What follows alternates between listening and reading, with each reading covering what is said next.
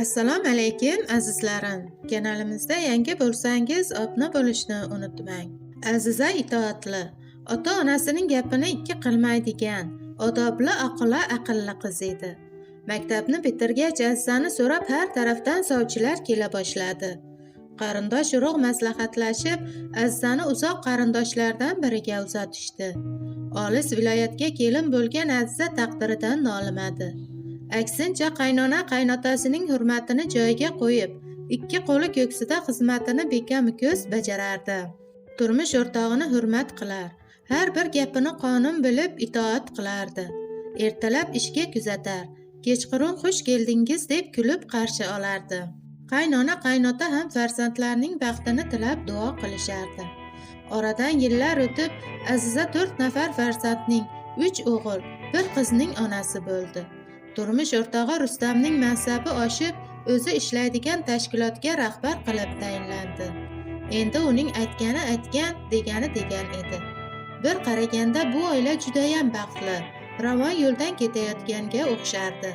Ammo puli davlati ko'payib, obro'si oshib, o'ziga salom beradiganlar tobora ortib borgani sari Rustam bosar-tusarini bilmay qoldi. Uyga kech keladigan odat chiqardi. Ba'zan kelmay qolgan kunlari ham bo'ldi. Uyga kelganda Azizaning har bir harakatidan kamchilik qidirardi. Dadajon deb oyog'iga yopishadigan farzandlarini jerkib, o'zidan oshkora itarardi. Ayniqsa kichkina qizi Shirin Rustamni yaxshi ko'rardi. Rustam uyga kelmagan kunlari Azizaga "Dadajonim qachon keladilar?" deb qarxasha qilardi. "Dadangning ishlari ko'p, ertaga albatta keladilar qizim. Yaxshisi kel, senga ertak aytib beray" deb ertak aytib berardi. O'zi esa kechasi yostiqni quchoqlab uxlab qolardi. Shirin ertasi kuni dadasining kelishini intizorlik bilan kutardi. Dadasi kelganda, "Ure dadam keldilar" deb dadasini quchog'iga o'zini otishga shoshardi. Nariroq tur" deb bolani itarib xotiniga o'shqirardi. Keyinchalik ma'lum bo'lishicha, Rustamning ko'ngli boshqa ayolga moyil bo'lib qolgan ekan. Azizaga buni ochiq-oydin oshkora qildi. "Men boshqa bir ayolni yaxshi ko'rib qoldim. Deydiyo qilishingning foydasi yo'q. Oldindan aytay. Yaxshisi yig'i-sig'i qilmay, yaxshilikcha ayrilaylik. Senga ko'nglim yo'q. Uyga kelmayotganimdan, senga bo'lgan munosabatimdan o'zing ham sezgansan." Azizani ko'z yoshlari yuzini yuvdi. Yig'lagancha bir og'iz so'z ham aytmay xonasiga kirib ketdi. Ota-onasining hayhaylashiga, nasihatlarga quloq solishni istamagan Rustamning so'nggi gapidan xuddi quyoshli kunda momaqaldiroq gumburlagandek bo'ldi. "Men baribir o'sha ayolga uylanaman." Bu gap Azizaning qulog'i ostida aks-sado berardi. "Bolalarchi, bolalar nima bo'ladi? Shularni o'yladingizmi?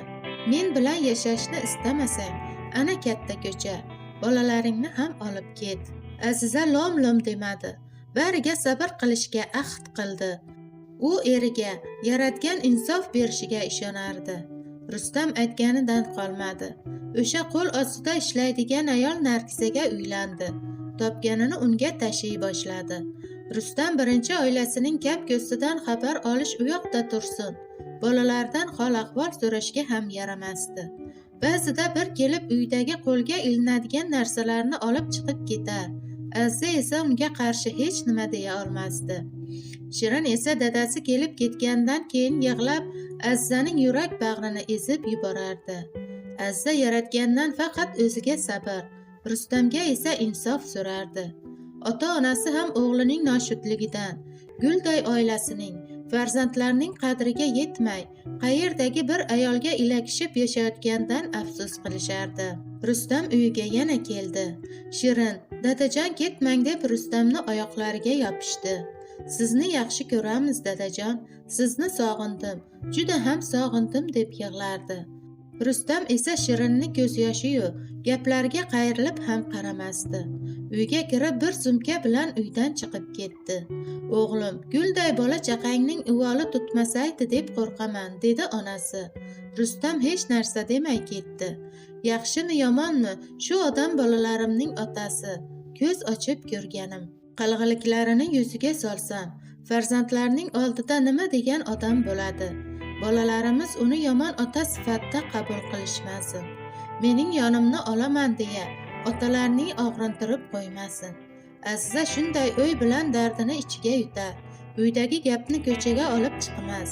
Birovga hasrat qilmas. Aksincha, eri haqida so'raydigan qo'shnilari, yaqinlariga erim tez-tez kelib, bolalardan xabar olib turibdi. Kunda kunora sovg'a salomlar yuboradi deya yolg'on gapirardi. Bu shirin yolg'onlarga o'zi ham ishonib yashayotgandek edi.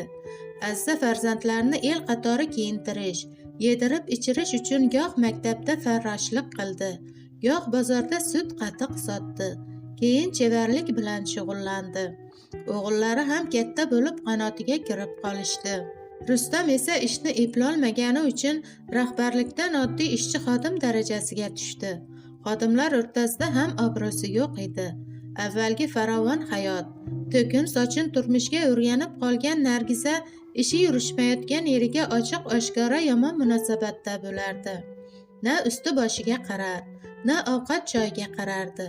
Rustam ovqating bormi desa, men sizning xizmatkoringizmi derdi. Ish qilib har kuni janjal. Janjalsiz o'tgan kun yo'q edi. Bir kuni chunonam janjal qilishdiki, ortiq Rustamga Nargizaning uyida joy yo'q edi. Bir oqshom darvozaxonadagi sharpa Azizani serkak torttirdi. Qo'rqa-pisa eshikka yaqinlasharkan, ostonada erkak kishi turganini ko'rib, ko'ksiga tufladi. Sherzodbek deb katta o'g'lini chaqirayotgan edi, sharpa tilga kirdi. Aziza, mendan qo'rqma. Aziza shundagina ostonada bir ahvolda turgan erkak, mol dunyo ko'zini ko'r qilib, hayu havaslarga berilib, o'zini tashlab, farzandlarni chinqiratib, yig'latib ketgan eri ekanligini bildi. Bildi-yu yuragidan og'riq paydo bo'ldi. Rustam ozib-to'zib, soqollari o'sib ketgan edi. Havo sovuq bo'lishiga qaramay, usti yupun edi. Aziza shu damda erining soqqolini oldirmasdan, dazmollanmagan kiyim kiygizmasdan ko'chaga chiqarmagan kunlarini esladi. Rustam titrab qaqshab dedi: "Aziza, men kechirim so'ragani keldim. Agar qo'lingdan kelsa meni kechir."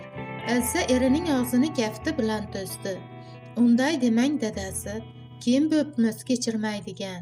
Uyga kiring. O'zi endigina bolalaringiz siz haqingizda gapirib, juda sog'indik deyishayotgandi. Ayniqsa Shirin juda sog'indi sizni dadasi. Sherzodbek, Asadbek chiqinglar, dadangiz keldi." Rustam Azizaning bunday ochiq ko'ngilligini, mehribonchiligini ko'rib ko'ziga yosh keldi. "Aziza, sen bir farishtasan. Men seni qadringga yetmagan nomard ekanman. Ko'zlarim ko'r bo'lgan ekan. Avvalambor oila muqaddas dargoh. O'tkunchi hoyu havas deb oiladan voz kechayotganlar oz emas atrofimizda. Qo'shning uyasi ham buzilmasin, deydi dono xalqimiz. Shunday ekan azizlar, mustahkam oila qo'rg'onimiz buzilmasin. Uydagi gulday ayolingizni, farzandlaringizning onasi qadriga yeting erkaklar."